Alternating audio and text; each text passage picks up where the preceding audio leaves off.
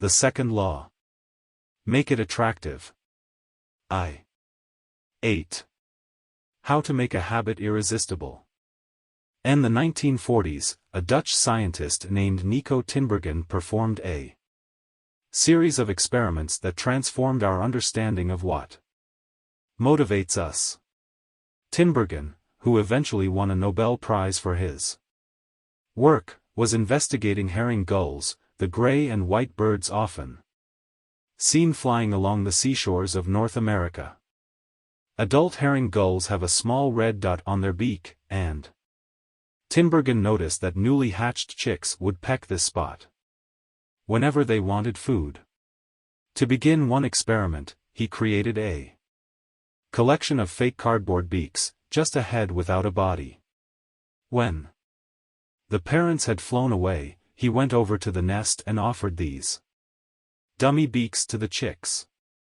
The beaks were obvious fakes, and he assumed the baby birds would reject them altogether.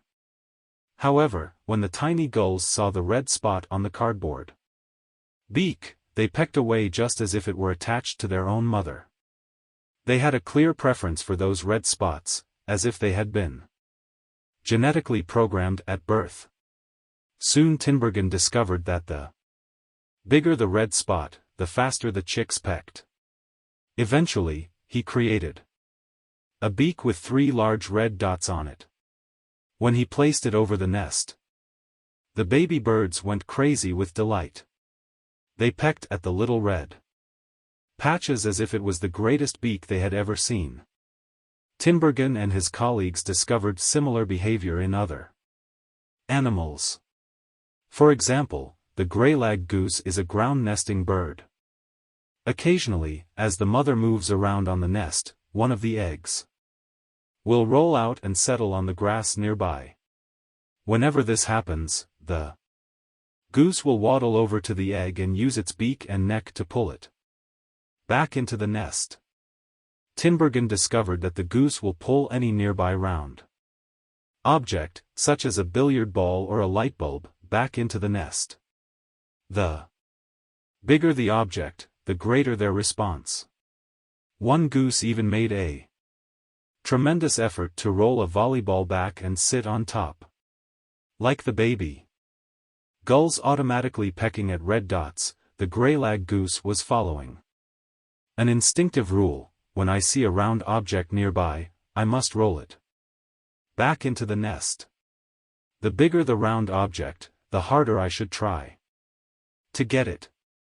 It's like the brain of each animal is preloaded with certain rules for behavior, and when it comes across an exaggerated version of that rule, it lights up like a Christmas tree. Scientists refer to these exaggerated cues as supernormal stimuli. A supernormal stimulus is a heightened version of reality, like a beak with 3 red dots or an egg the size of a volleyball, and it elicits a stronger response than usual. Humans are also prone to fall for exaggerated versions of reality. Junk food, for example, drives our reward systems into a frenzy.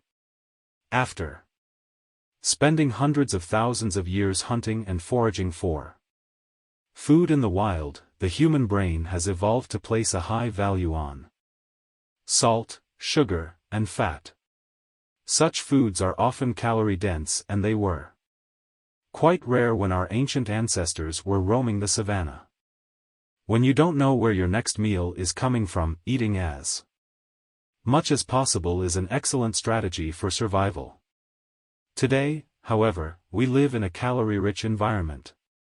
Food is abundant, but your brain continues to crave it like it is scarce. Placing a high value on salt, sugar, and fat is no longer advantageous to our health, but the craving persists because the brain's reward centers have not changed for approximately 50,000 years. The modern food industry relies on stretching our Paleolithic instincts beyond their evolutionary purpose. A primary goal of food science is to create products that are more attractive to consumers. Nearly every food in a bag, box, or jar has been enhanced in some way, if only with additional flavoring. Companies spend millions of dollars to discover the most satisfying level of crunch in a potato chip or the perfect amount of fizz in a soda. Entire departments are dedicated to optimizing how a product feels in your mouth, a quality known as oral sensation. French fries, for example, are a potent combination, golden brown and crunchy on the outside, light and smooth on the inside. Other processed foods enhance dynamic contrast, which refers to items with a combination of sensations, like crunchy and creamy. Imagine the gooiness of melted cheese on top of a crispy pizza crust, or the crunch of an Oreo cookie combined with its smooth center. With natural, unprocessed foods, you tend to experience the same sensations over and over. How's that 17th bite of kale taste? After a few minutes, your brain loses interest and you begin to feel full. But foods that are high in dynamic contrast keep the experience novel and interesting, encouraging you to eat more. Ultimately, such strategies enable food scientists to find the bliss point for each product, the precise combination of salt, sugar, and fat that excites your brain and keeps you coming back for more. The result, of course, is that you overeat because hyperpalatable foods are more attractive to the human brain. As Stefan Guyenit, a neuroscientist who specializes in eating behavior and obesity, says, "We've gotten too good at pushing our own buttons." The modern food industry, and the overeating habits it has spawned, is just one example of the second law of behavior change. Make it attractive. The more attractive an opportunity is, the more likely it is to become habit-forming. Look around. Society is filled with highly engineered versions of reality that are more attractive than the world our ancestors evolved in. Stores feature mannequins with exaggerated hips and breasts to sell clothes. Social media delivers more likes and praise in a few minutes than we could ever get in the office or at home. Online porn splices together stimulating scenes at a rate that would be impossible to replicate in real life. Advertisements are created with a combination of ideal lighting, professional makeup, and photoshopped edits. Even the model doesn't look like the person in the final image. These are the supernormal stimuli of our modern world. They exaggerate features that are naturally attractive to us, and our instincts go wild as a result, driving us into excessive shopping habits, social media habits, porn habits, eating habits, and many others. If history serves as a guide, the opportunities of the future will be more attractive than those of today. The trend is for rewards to become more concentrated and stimuli to become more enticing. Junk food is a more concentrated form of calories than natural foods. Hard liquor is a more concentrated form of alcohol than beer. Video games are a more concentrated form of play than board games. Compared to nature, these pleasure-packed experiences are hard to resist. We have the brains of our ancestors but temptations they never had to face. If you want to increase the odds that a behavior will occur, then you need to make it attractive. Throughout our discussion of the second law, our goal is to learn how to make our habits irresistible. While it is not possible to transform every habit into a supernormal stimulus, we can make any habit more enticing. To do this, we must start by understanding what a craving is and how it works. We begin by examining a biological signature that all habits share: the dopamine spike. The dopamine-driven feedback loop Scientists can track the precise moment a craving occurs by measuring a neurotransmitter called dopamine. The importance of dopamine became apparent in 1954 when the neuroscientists James Olds and Peter Milner ran an experiment that revealed the neurological processes behind craving and desire. By implanting electrodes in the brains of rats, the researchers blocked the release of dopamine. To the surprise of the scientists, the rats lost all will to live. They wouldn't eat. They wouldn't have sex. They didn't crave anything. Within a few days, the animals died of thirst. In follow-up studies, other scientists also inhibited the dopamine-releasing parts of the brain, but this time, they squirted little droplets of sugar into the mouths of the dopamine-depleted rats. Their little rat faces lit up with pleasurable grins from the tasty substance. Even though dopamine was blocked, they liked the sugar just as much as before. They just didn't want it anymore. The ability to experience pleasure remained, but without dopamine, desire died. And without desire, action stopped.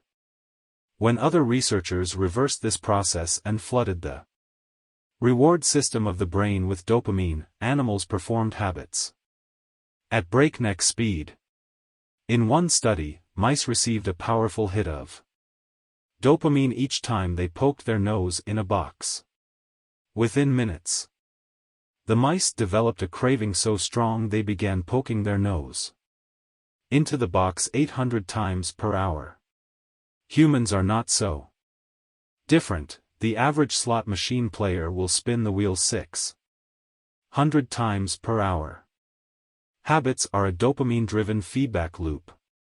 Every behavior that is highly habit-forming, taking drugs, eating junk food, playing video games, browsing social media, is associated with higher levels of dopamine.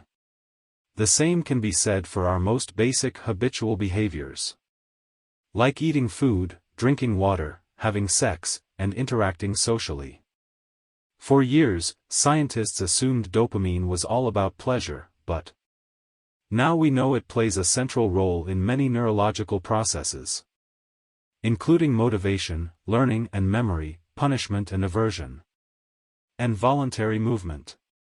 When it comes to habits, the key takeaway is this: dopamine is released not only when you experience pleasure, but also when you anticipate it. Gambling addicts have a dopamine spike right before they place a bet, not after they win. Cocaine addicts get a surge of dopamine when they see the powder, not after they take it. Whenever you predict that an opportunity will be rewarding, your levels of dopamine spike in anticipation. And whenever dopamine rises, so does your motivation to act. It is the anticipation of a reward, not the fulfillment of it, that gets us to take action. Interestingly, the reward system that is activated in the brain when you receive a reward is the same system that is activated when you anticipate a reward. This is one reason the anticipation of an experience can often feel better than the attainment of it. As a child, thinking about Christmas morning can be better than opening the gifts. As an adult, daydreaming about an upcoming vacation can be more enjoyable than actually being on vacation.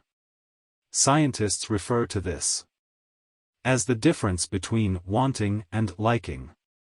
The dopamine spike. Figure 9. Before a habit is learned, A. Dopamine is released when the reward is experienced for the first time. The next time around, B. Dopamine rises before taking action, immediately after a cue is recognized.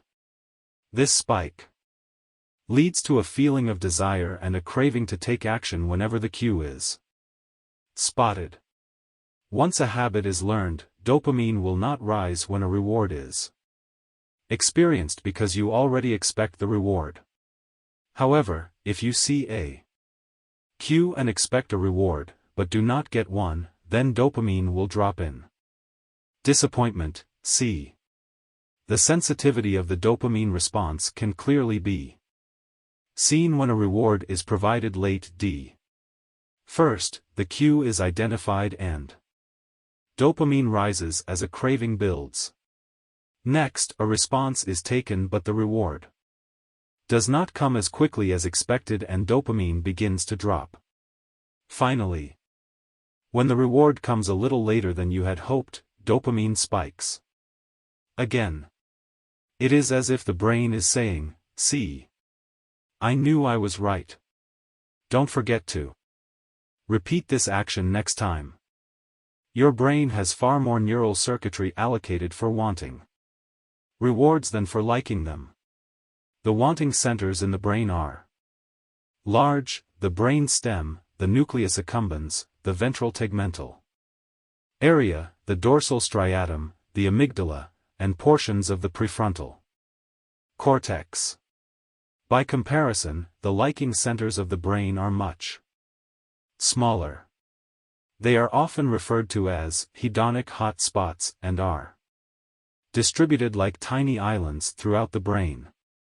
For instance, researchers have found that 100% of the nucleus accumbens is activated during wanting. Meanwhile, only 10% of the structure is activated during liking. The fact that the brain allocates so much precious space to the regions responsible for craving and desire provides further evidence of the crucial role these processes play. Desire is the engine that drives behavior. Every action is taken because of the anticipation that precedes it.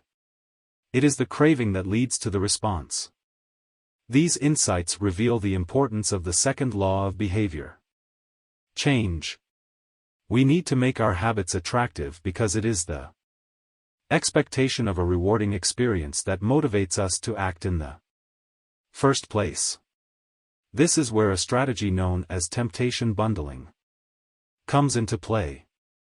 How to use temptation bundling to make your habits more attractive. Ronan Byrne, an electrical engineering student in Dublin, Ireland, enjoyed watching Netflix, but he also knew that he should exercise more often than he did. Putting his engineering skills to use, Byrne hacked his stationary bike and connected it to his laptop and television. Then he wrote a computer program that would allow Netflix to run only if he was cycling at a certain speed. If he slowed down for too long, whatever show he was watching would pause until he started pedaling again. He was, in the words of one fan, eliminating obesity one Netflix binge at a time. He was also employing temptation bundling to make his exercise habit more attractive.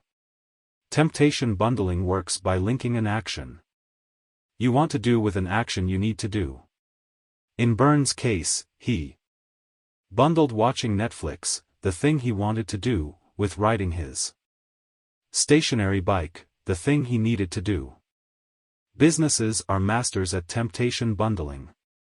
For instance, when the American Broadcasting Company, more commonly known as ABC, launched its Thursday night television lineup for the 2014 to 2015 season, they promoted temptation bundling on a massive scale. Every Thursday, the company would air 3 shows created by screenwriter Shonda Rhimes: Grey's Anatomy, Scandal, and How to Get Away with Murder. They branded it as TGIT on ABC. TGIT stands for Thank God It's Thursday. In addition to promoting the shows, ABC encouraged viewers to make popcorn, drink red wine, and enjoy the evening. Andrew Kubitz, head of scheduling for ABC, described the idea. Behind the campaign, we see Thursday night as a viewership opportunity, with either couples or women by themselves who want to sit down and escape and have fun and drink their red wine and have some popcorn. The brilliance of this strategy is that ABC was associating the thing they needed viewers to do, watch their shows, with activities their viewers already wanted to do, relax, drink wine, and eat popcorn. Over time, people began to connect watching ABC with feeling relaxed and entertained. If you drink red wine and eat popcorn at 8 p.m. every Thursday, then eventually 8 p.m. on Thursday means relaxation and entertainment. The reward gets associated with the cue, and the habit of turning on the television becomes more attractive. You're more likely to find a behavior attractive if you get to do one of your favorite things at the same time. Perhaps you want to hear about the latest celebrity gossip, but you need to get in shape. Using temptation bundling, you could only read the tabloids and watch reality shows at the gym. Maybe you want to get a pedicure, but you need to clean out your email inbox. Solution: only get a pedicure while processing overdue work emails. Temptation bundling is one way to apply a psychology theory known as Premack's principle, named after the work of Professor David Premack. The principle states that more probable behaviors will reinforce less probable behaviors. In other words, even if you don't really want to process overdue work emails, you'll become conditioned to do it if it means you get to do something you really want to do along the way. You can even combine temptation bundling with the habit stacking strategy we discussed in Chapter 5 to create a set of rules to guide your behavior. The habit stacking plus temptation bundling formula is 1. After, current habit, I will, habit I need. 2. After, habit I need, I will, habit I want. If you want to read the news, but you need to express more gratitude. 1. After I get my morning coffee, I will say one thing I'm grateful for that happened yesterday, need. 2. After I say one thing I'm grateful for, I will read the news, want. If you want to watch sports, but you need to make sales calls. 1. After I get back from my lunch break, I will call 3 potential clients, need. 2. After I call 3 potential clients, I will check ESPN, want. If you want to check Facebook, but you need to exercise more. 1. After I pull out my phone, I will do 10 burpees, need. 2. After I do 10 burpees, I will check Facebook, want. The hope is that eventually you'll look forward to calling 3 clients or doing 10 burpees because it means you get to read the latest sports news or check Facebook. Doing the thing you need to do means you get to do the thing you want to do. We began this chapter by discussing supernormal stimuli, which are heightened versions of reality that increase our desire to take action.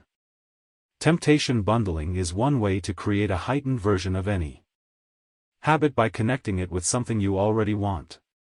Engineering a truly irresistible habit is a hard task, but this simple strategy can be employed to make nearly any habit more attractive than it would be otherwise.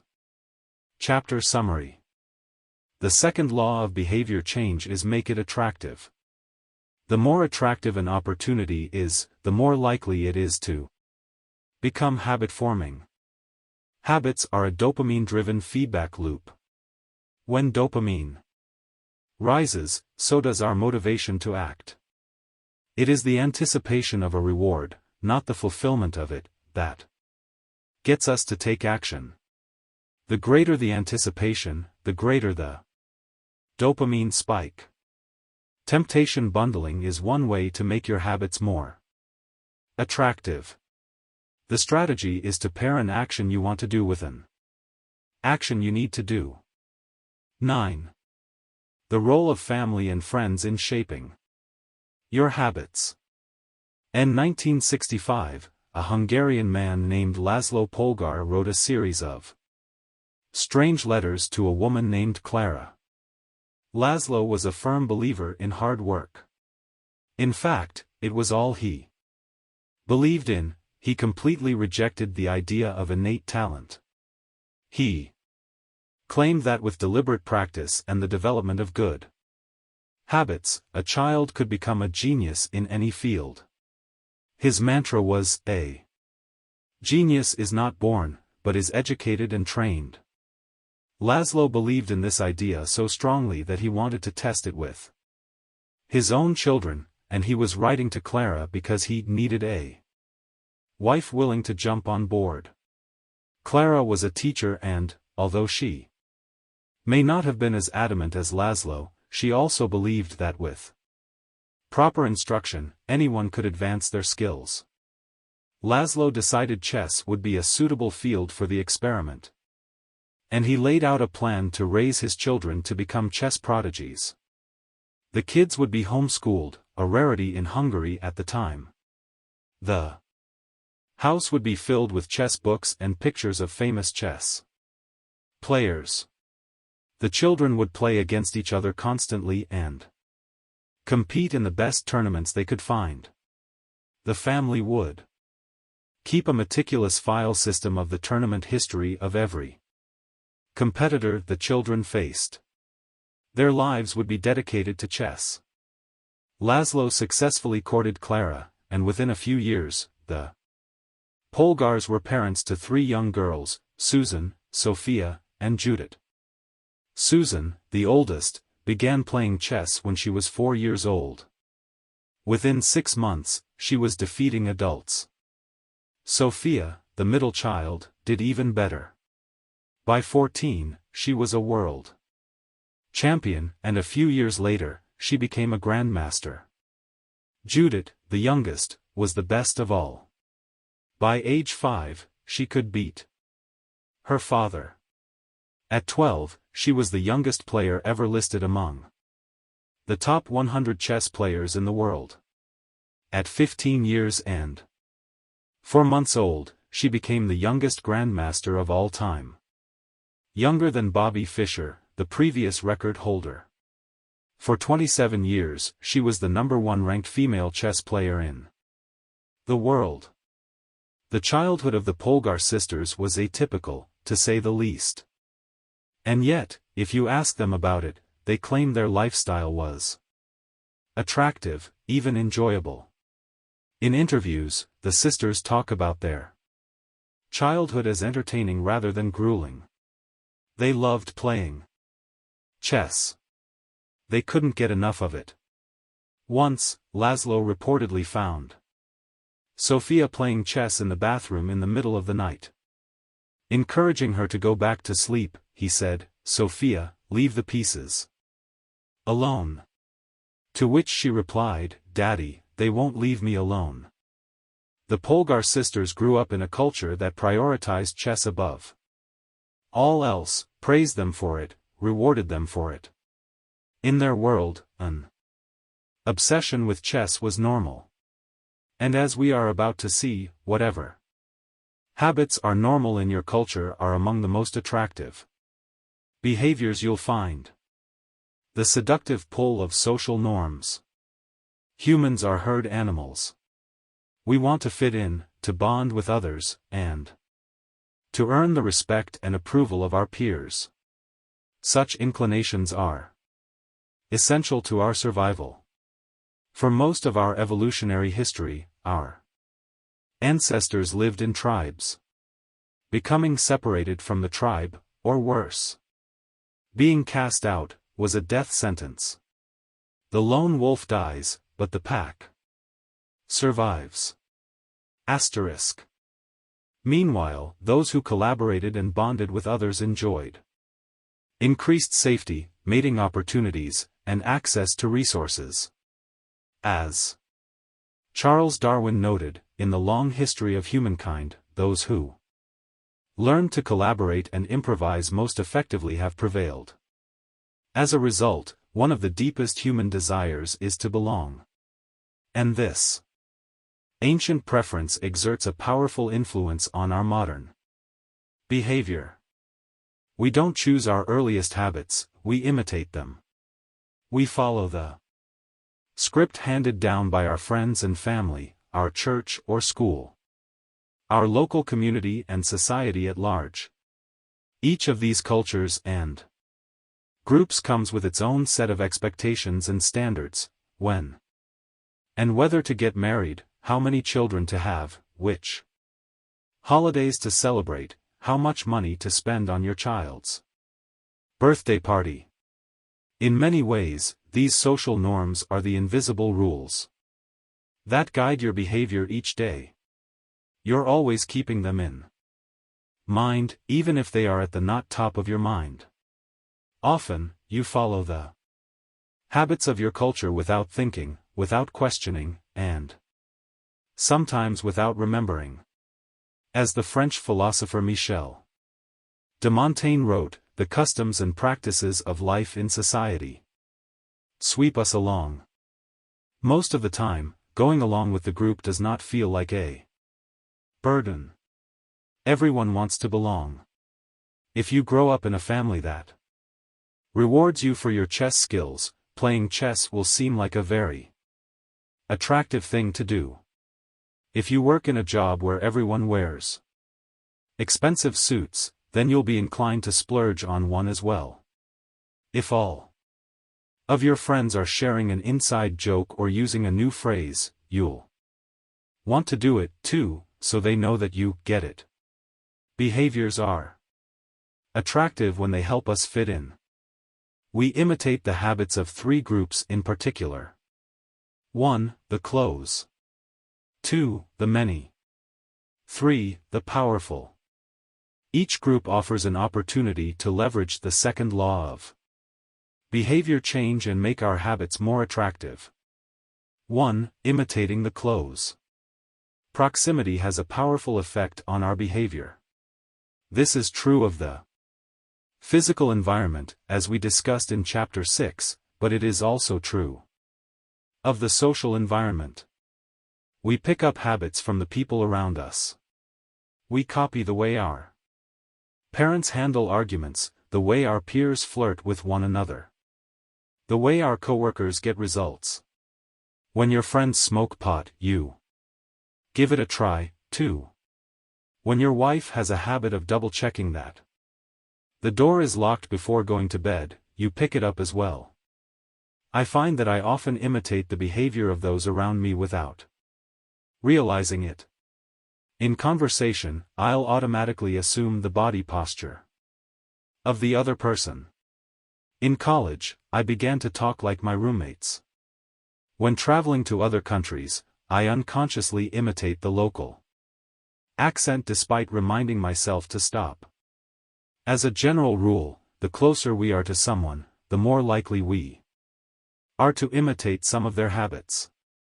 One groundbreaking study tracked 12,000 people for 32 years and found that a person's chances of becoming obese increased by 57% if he or she had a friend who became obese. It works the other way, too. Another study found that if one person in a relationship lost weight, the other partner would also slim down about 1/3 of the time. Our friends and family provide a sort of invisible peer pressure that pulls us in their direction. Of course, peer pressure is bad only if you're surrounded by bad influences. When astronaut Mike Massimino was a graduate student at MIT, he took a small robotics class. Of the 10 people in the class, 4 became astronauts. If your goal was to make it into space, then that room was about the best culture you could ask for.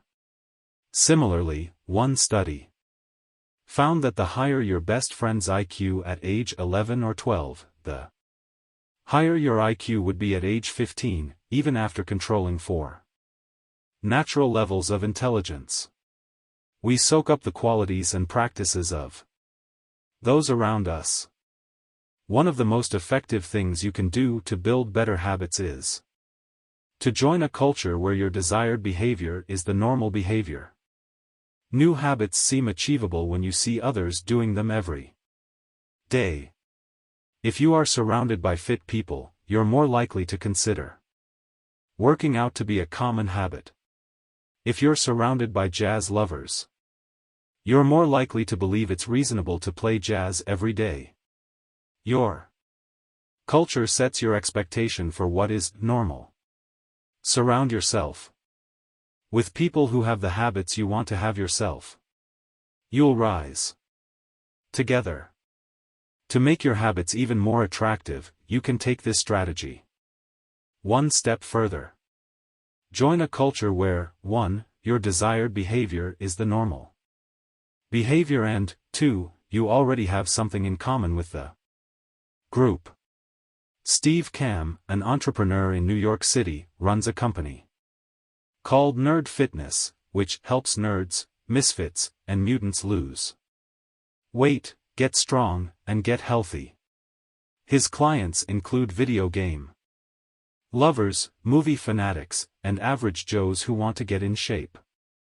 Many people feel out of place the first time they go to the gym or try to change their diet, but if you are already similar to the other members of the group in some way, say, your mutual love of Star Wars, change becomes more appealing because it feels like something people like. You already do. Nothing sustains motivation better than belonging to the tribe. It transforms a personal quest into a shared one. Previously, you were on your own. Your identity was singular. You are a reader. You are a musician. You are an athlete. When you join a book club or a band or a cycling group, your identity becomes linked to those around you. Growth and change is no longer an individual pursuit. We are readers. We are musicians. We are cyclists. The shared identity begins to reinforce your personal identity. This is why remaining part of a group after achieving a goal is crucial to maintaining your habits. It's friendship and community that embed a new identity and help behaviors last over the long run. 2. Imitating the many. In the 1950s, psychologist Solomon Asch conducted a series of experiments that are now taught to legions of undergrads each year. 2. Begin each experiment, the subject entered the room with a group of strangers. Unbeknownst to them, the other participants were actors, planted by the researcher and instructed to deliver scripted answers to certain questions. The group would be shown one card with a line on it and then a second card with a series of lines. Each person was asked to select the line on the second card that was similar in length to the line on the first card. It was a very simple task. Here is an example of two cards used in the experiment. Conforming to social norms. Figure 10, this is a representation of two cards used by Solomon Asch in his famous social conformity experiments. The length of the line on the first card, left, is obviously the same as line C, but when a group of actors claimed it was a different length, the research subjects would often change their minds and go with the crowd rather than believe their own eyes. The experiment always began the same. First, there would be some easy trials where everyone agreed on the correct line. After a few rounds, the participants were shown a test that was just as obvious as the previous ones, except the actors in the room would select an intentionally incorrect answer. For example, they would respond A to the comparison shown in Figure 10. Everyone would agree that the lines were the same even though they were clearly different. The subject, who was unaware of the ruse, would immediately become bewildered. Their eyes would open wide. They would laugh nervously to themselves. They would double-check the reactions of other participants. Their agitation would grow as one person after another delivered the same incorrect response. Soon, the subject began to doubt their own eyes. Eventually, they delivered the answer they knew in their heart to be incorrect. Ash ran this experiment many times and in many different ways. What he discovered was that as the number of actors increased, so did the conformity of the subject. If it was just the subject and one actor, then there was no effect on the person's choice. They just assumed they were in the room with a dummy. When two actors were in the room with the subject, there was still little impact. But as the number of people increased to 3 actors and 4 and all the way to 8, the subject became more likely to second-guess themselves. By the end of the experiment, nearly 75% of the subjects had agreed with the group answer even though it was obviously incorrect. Whenever we are unsure how to act, we look to the group to guide our behavior. We are constantly scanning our environment and wondering, what is everyone else doing? We check reviews on Amazon or Yelp or TripAdvisor because we want to imitate the best buying, eating, and travel habits. It's usually a smart strategy. There is evidence in numbers. But there can be a downside. The normal behavior of the tribe often overpowers the desired behavior of the individual. For example, one study found that when a chimpanzee learns an effective way to crack nuts open as a member of one group and then switches to a new group that uses a less effective strategy, it will avoid using the superior nut cracking method just to blend in with the rest of the chimps. Humans are similar. There is tremendous internal pressure to comply with the norms of the group. The reward of being accepted is often greater than the reward of winning an argument, looking smart, or finding truth. Most days, we'd rather be wrong with the crowd than be right by ourselves. The human mind knows how to get along with others. It wants to get along with others. This is our natural mode. You can override it. You can choose to ignore the group or to stop caring what other people think, but it takes work. Running against the grain of your culture requires extra effort. When changing your habits means challenging the tribe, change is unattractive. When changing your habits means fitting in with the tribe, change is very attractive. 3. Imitating the powerful. Humans everywhere pursue power, prestige, and status. We want pins and medallions on our jackets. We want president or partner in our titles. We want to be acknowledged, recognized, and praised. This tendency can seem vain, but overall, it's a smart move. Historically, a person with greater power and status has access to more resources, worries less about survival, and proves to be a more attractive mate. We are drawn to behaviors that earn us respect, approval, admiration, and status. We want to be the one in the gym who can do muscle-ups or the musician who can play the hardest chord progressions or the parent with the most accomplished children. Because these things separate us from the crowd. Once we fit in, we start looking for ways to stand out. This is one reason we care so much about the habits of highly effective people. We try to copy the behavior of successful people because we desire success ourselves. Many of our daily habits are imitations of people we admire. You replicate the marketing strategies of the most successful firms in your industry. You make a recipe from your favorite baker. You borrow the storytelling strategies of your favorite writer. You mimic the communication style of your boss. We imitate people we envy.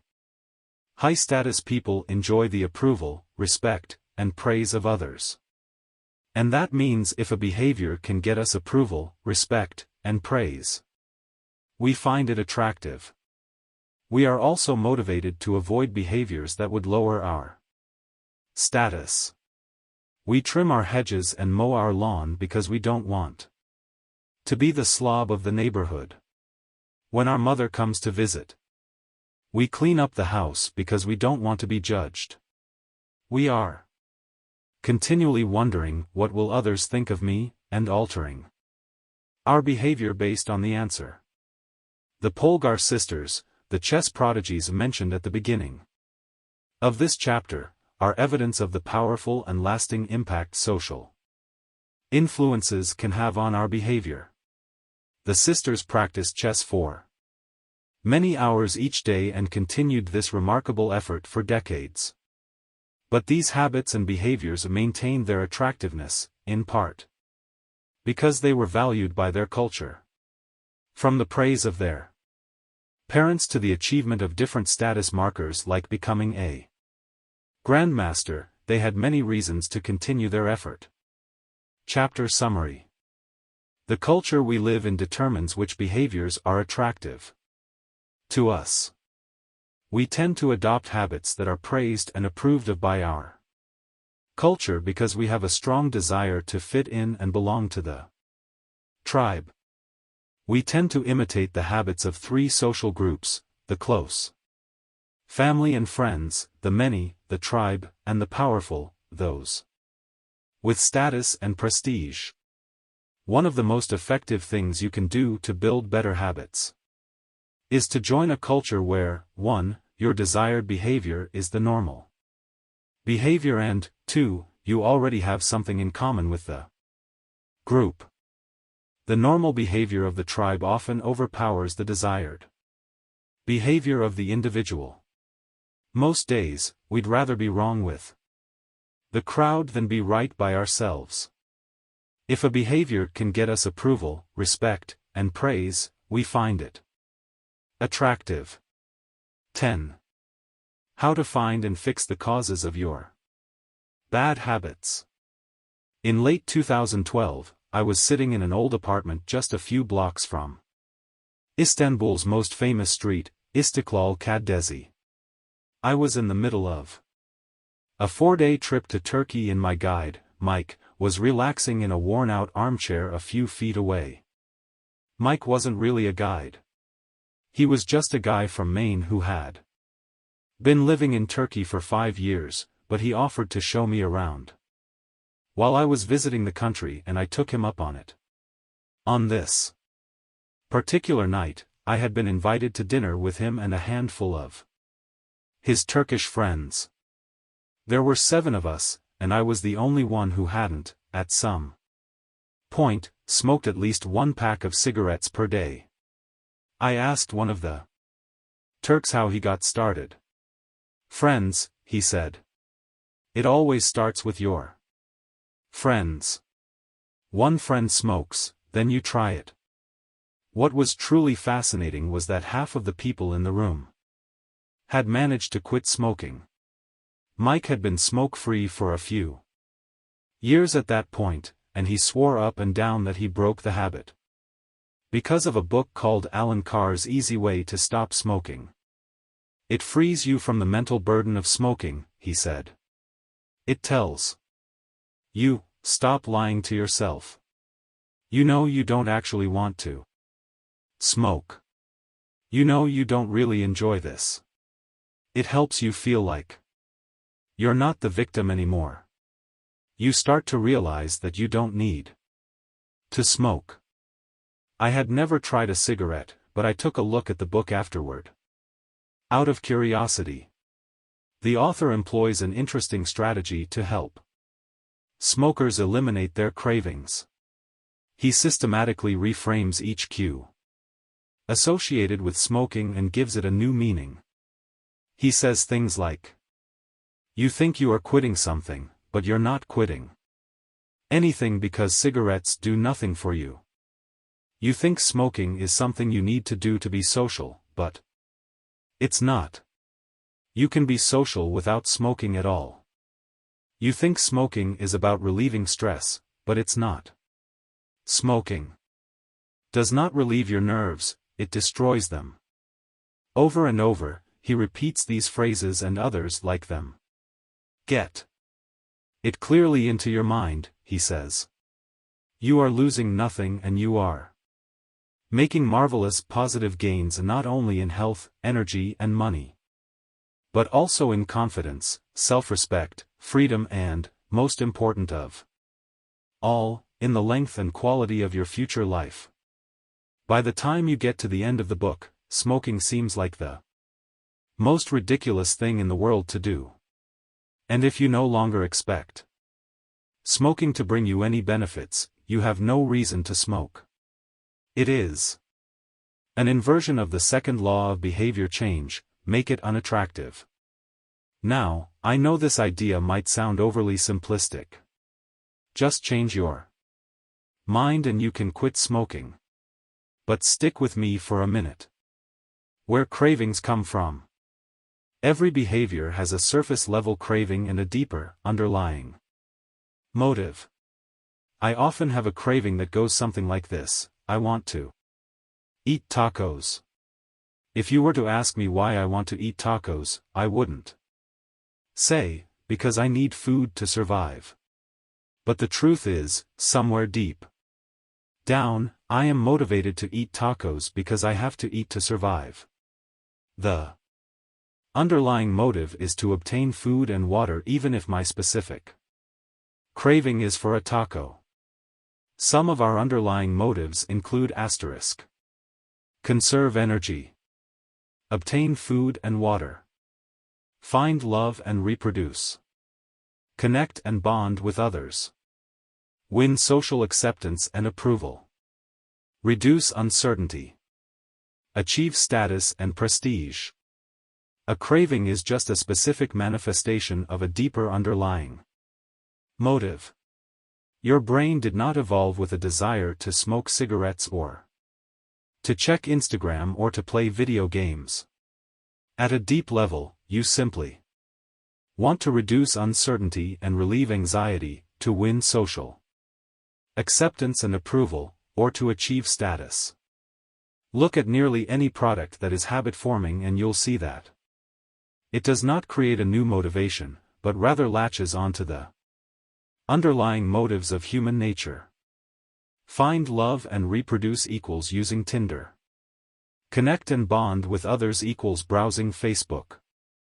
Win social acceptance and approval equals posting on Instagram. Reduce uncertainty equals searching on Google. Achieve status and prestige equals playing video games. Your habits are modern-day solutions to ancient desires. New versions of old vices. The underlying motives behind human behavior remain the same. The specific habits we perform differ based on the period of history. Here's the powerful part: there are many different ways to address the same underlying motive. One person might learn to reduce stress by smoking a cigarette. Another person learns to ease their anxiety by going for a run. Your current habits are not necessarily the best way to solve the problems you face, they are just the methods you learn to use. Once you associate a solution with the problem you need to solve, you keep coming back to it. Habits are all about associations. These associations determine whether we predict a habit to be worth repeating or not. As we covered in our discussion of the first law, your brain is continually absorbing information and noticing cues in the environment. Every time you perceive a cue, your brain runs a simulation and makes a prediction about what to do in the next moment. Cue, you notice that the stove is hot. Prediction, if I touch it I'll get burned, so I should avoid touching it. Cue, you see that the traffic light turned green. Prediction, if I step on the gas, I'll make it safely through the intersection and get closer to my destination, so I should step on the gas. You see a cue, categorize it based on past experience, and determine the appropriate response. This all happens in an instant, but it plays a crucial role in your habits because every action is preceded by a prediction. Life feels reactive, but it is actually predictive. All day long, you are making your best guess of how to act given what you've just seen and what has worked for you in the past. You are endlessly predicting what will happen in the next moment. Our behavior is heavily dependent on these predictions. Put another way, our behavior is heavily dependent on how we interpret the events that happen to us, not necessarily the objective reality of the events themselves. Two people can look at the same cigarette, and one feels the urge to smoke while the other is repulsed by the smell. The same cue can spark a good habit or a bad habit depending on your prediction. The cause of your habits is actually the prediction that precedes them. These predictions lead to feelings, which is how we typically describe a craving, a feeling, a desire, an urge. Feelings and emotions transform the cues we perceive and the predictions we make into a signal that we can apply. They help explain what we are currently sensing. For instance, whether or not you realize it, you are noticing how warm or cold you feel right now. If the temperature drops by 1 degree, you probably won't do anything. If the temperature drops 10 degrees, however, you'll feel cold and put on another layer of clothing. Feeling cold was the signal that prompted you to act. You have been sensing the cues the entire time, but it is only when you predict that you would be better off in a different state that you take action. A craving is the sense that something is missing. It is the desire to change your internal state. When the temperature falls, there is a gap between what your body is currently sensing and what it wants to be sensing. This gap between your current state and your desired state provides a reason to act. Desire is the difference between where you are now and where you want to be in the future. Even the tiniest action is tinged with the motivation to feel differently than you do in the moment. When you binge eat or light up or browse social media, what you really want is not a potato chip or a cigarette or a bunch of likes. What you really want is to feel different. Our feelings and emotions tell us whether to hold steady in our current state or to make a change. They help us decide the best course of action. Neurologists have discovered that when emotions and feelings are impaired, we actually lose the ability to make decisions. We have no signal of what to pursue and what to avoid. As the neuroscientist Antonio Damasio explains, it is emotion that allows you to mark things as good, bad, or indifferent. To summarize, the specific cravings you feel and habits you perform are really an attempt to address your fundamental underlying motives. Whenever a habit successfully addresses a motive, you develop a craving to do it again.